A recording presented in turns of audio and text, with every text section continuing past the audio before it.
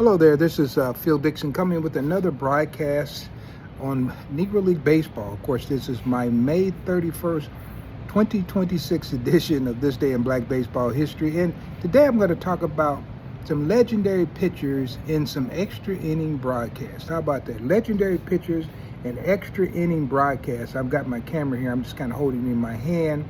As you well know, I'm out of pocket right now, and I'm not from my normal place where I broadcast, which is my office there. And so I'm on location at an undisclosed location, and I'm going to be talking to you about that very soon. So this is me coming to you today with this broadcast, and I'm going to tell you about where I've been and where I am now really soon. So without further ado, why don't we go ahead and get into some little history, all right, here. So this is the May 31st, 2026 edition, and so I'm going to give you history on African-American baseball feats that happened on this day. Now, I'm going to tell you what, can I be honest with you? There are people out here now, and I see them trying to give like baseball facts from this day, that kind of thing, and they find the game and they just talk about it this day, but there's nothing special about the game that they're talking about, because they're trying to compete with this broadcast or copy this broadcast, right? The interesting thing is, guys, this is a unique broadcast because I am one of the only people who has done the scholarship over a number of years to have the information as readily available as I have it. So the facts I'm going to give you today are things that you would have to dig deeply to find, but I'm going to make it easy for you if you just continue to follow me on this broadcast. So if you're not following, by all means, go ahead and subscribe, and we will try to make sure that you get the information that you enjoy, and information that you knew took a while for someone to compile it. This is not just some stuff we're throwing out there just to say we found the box score and it happened on this day. Okay, so let's go to the first thing. How about May 31st, 1906?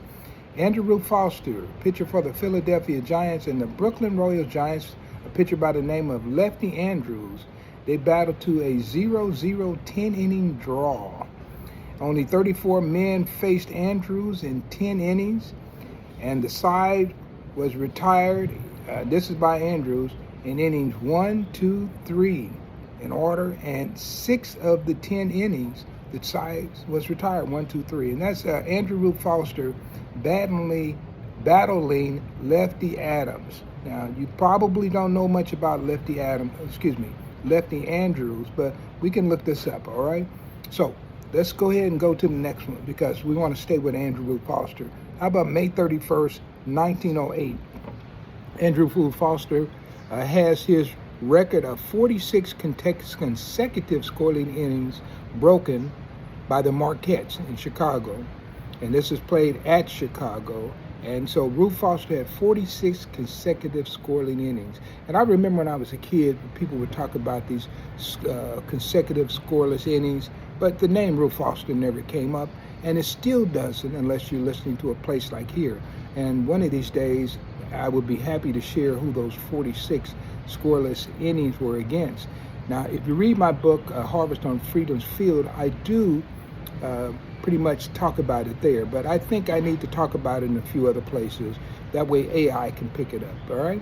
Okay, so let's go to this. On May 31st, 1915, the Lincoln Giants slaughtered the Cuban Stars of Havana. Now, you know, typically what I try to do is to at least get a lopsided score.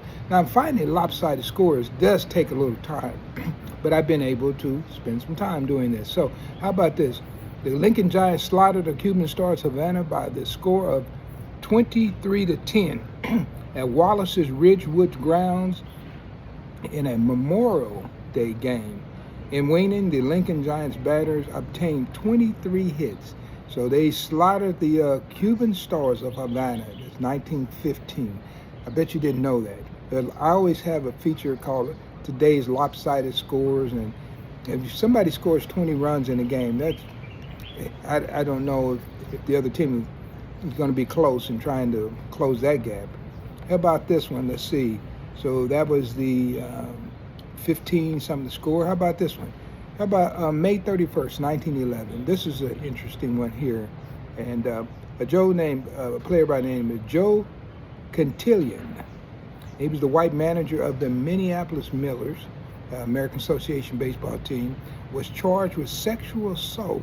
Not sexual assault, but just assault for striking an African-American rooter over the head with a baseball bat during a game in Minneapolis, Minnesota. I bet you never heard that before. So he was charged with assault. Now, how is a guy going to strike someone over the head with a baseball bat? What would make a player so angry that he would want to attack people? What would make him think that he could attack these people? And so anyway, that was Joe Quintillion. He was the manager of the Minneapolis Millers. That happened on May 31st, 1911.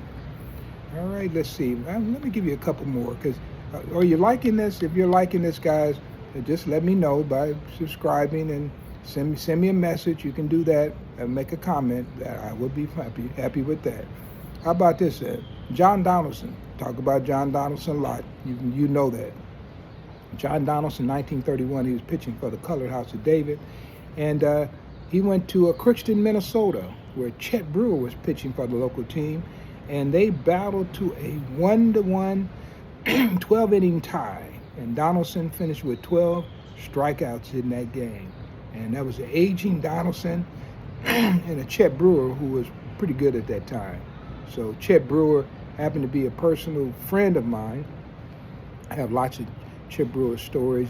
I even spent the night at Chet Brewer's house out in California back in '87. So Chet Brewer, monumental figure, and someone that I feel is just as deserving of Hall of Fame recognition as Buck O'Neil, most definitely. But will he ever get it? I don't know. But guys, the work continues. And what we're going to do here in July, Chet Brewer is going into the Kansas Sports Hall of Fame. So I will be there that night, and that's going to be at Legends Field. And on that particular day, Chet Brewer, some Kansas, because this is the Kansas Sports Hall of Fame. George Giles is going to be inducted, Chet Brewer, Wilbur Buller-Rogan, Eddie Dwight, and also Frank Wickware. And then Diego Segui, who's not a Negro Leaguer, but he's definitely going to be inducted that night at the ballpark. So hopefully I'll be there and participate in some kind of way. Because I'm probably the only one who knew most of those guys. Actually, I knew Mr. Dwight because he lived behind me growing up. He lived on Tremont. I lived on 7th Street, so knew his wife real well, Georgia Dwight. And then George Giles, I knew him very well. I went down to visit to his hotel restaurant he had down in Junction City as early as 1983. I think I was down there. And let's see who else. Wilbur Buller-Rogan, I know his son real well, and he helped me put a work together on Wilbur Buller-Rogan, which is a book I have called Wilbur Buller-Rogan and Kansas City Monarchs. And then Frank Wickware. I've been to where Frank Wickware is buried in Schenectady, New York. And also I've been to his hometown where he was born, which was Girard, Kansas, but he was also raised in Coffeyville, Kansas, so I've presented there as well. So I have to be there that night, and hopefully we can get Buller-Rogan's granddaughter to be there, and I think somebody's going to come from George Giles' family. They're trying to get Brian Giles. It should be a great celebration. So, of course, if you follow me here, I'm going to report on it, right? I'm going to let you see these people, their families, and George Giles has, of course, the grandson, Brian Giles, who was a former Major League Baseball player. I had a chance to see him play with Milwaukee. He was with the Mariners at that time. And so I had a chance to see him play with Seattle, okay? So let me see if I can give you one more. How about this? Since we're talking about John Donaldson striking out 12 men, how about Satchel Paige striking out 12 men? May 31st, 1933. Satchel Paige struck out 12 men and pitched a 3-hitter as the Pittsburgh Crawfords defeated the Homestead Grays by a 13-1 score at Pittsburgh's Greenleaf Field. That could be a lopsided score, but not the 23-10 that the Lincoln Giants had earlier. So that's just a few things that happened on this day. Don't forget that Kenny Lofton was born on this day in East Chicago, Indiana. and that's one you want to make a note of. Great player. And also back in 1968, Willie Horton, his 14th home run of the 1968 season. And what's interesting, there wasn't a lot of home runs hit in 1968. It was amazing. I don't know what's going on with the baseball. I guess they hadn't had a chance to juice it up yet. Anyway, he hit his 14th home run of the year off of Mel Stoudemire and gave the Detroit Tigers a 1-0 win versus the New York Yankees before a crowd of 31,155, and that's a good Memorial Day crowd. So this is just a few things. So I want to talk about pitchers and extra inning battles, and hopefully you're enjoying these broadcasts. Now I'm going to be back doing a few lives, so these are videos, so you just have to catch me while you can. And once again, I'm at an undisclosed location doing some research for baseball. So right, sometimes I don't like to let the cat out of the bag before the bag is ready to be unveiled, right? So this is kind of where I am. So I do want to thank everybody who's been joining me and stayed with me. And my broadcast is not yet a year old, but I've laid down over 500 tracks of baseball information you can't get anywhere else. And guys, I challenge you to go look at all the Negro League and Major League broadcasts out there, and you will find that one of the best researched sites is this one. One of the most unique for information is this one. One of the most traveled journalists, historian, whatever you want to call me, is this one. And so I'm not trying to wag my own tail, but I tell you what, if the shoe fits, might as well buy it, right? Might as well wear it. If it doesn't fit, hey, you can always go to those other guys. I'm not going to be offended. But if you like good information, I'd love to have you here as a follow, and also sharing this broadcast, liking this broadcast, and learning, most of all, learning about these great players who did not get the recognition they deserve from the majority population, but they certainly were able to make a living because they learned how to do that. And if it meant barnstorming, that's what they did. If it meant forming a league, that's what they did. If it meant working a job, also playing baseball, that's what they did, because they truly love baseball. And I can relate to that because I truly love baseball and all that it's done for me. So this is Phil Dixon, and this is my edition of This Day in Black Baseball History. This is the May 31st. So we're about to go to June. Now, I started my broadcast either June or July last year. I think it was in June. Unfortunately, when I started my first broadcast, I didn't put a date by it, and you can't go by YouTube's date because their dates aren't accurate sometimes. Matter of fact, a lot of times their dates aren't accurate. So I'm not exactly sure when I started the broadcast, but you can go back. My first 3 broadcasts were on Cool Papa Bell. And so I laid down some information on Cool Papa Bell because I knew him. And when he passed away, I had written a full-page obituary for him in the St. Louis American. So I'm not trying to be something that I'm not.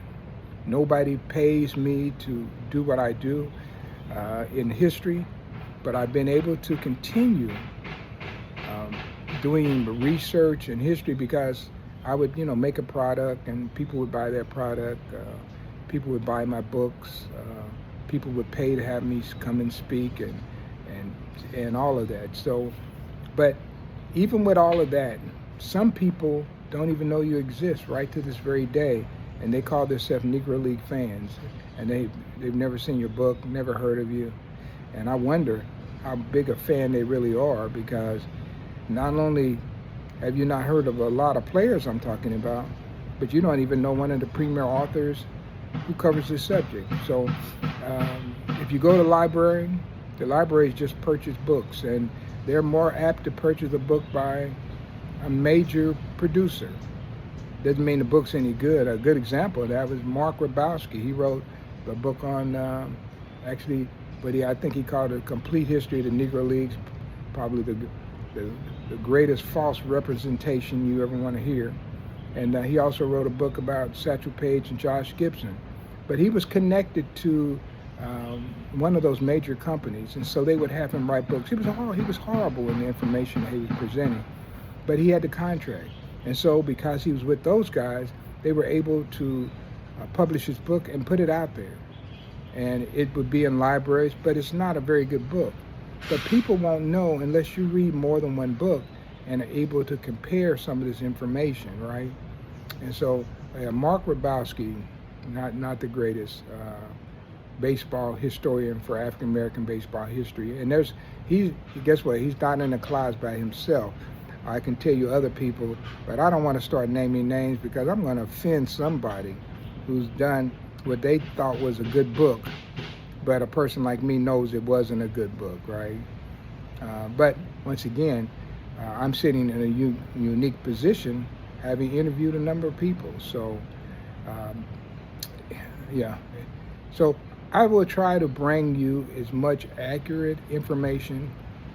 And believe me, guys, I'm not going to always give you sound bites, but I will try to give you history that is solid, history that you can grow with, right?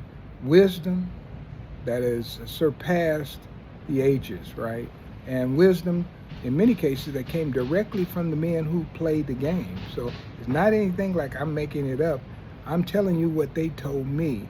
And I've been covering this subject. If you listen to this broadcast at all, you know I've been covering this subject since I was 23 on the Negro Leagues. Before then, we're talking about 10 to 15 years before then, I was all into the MLB, right?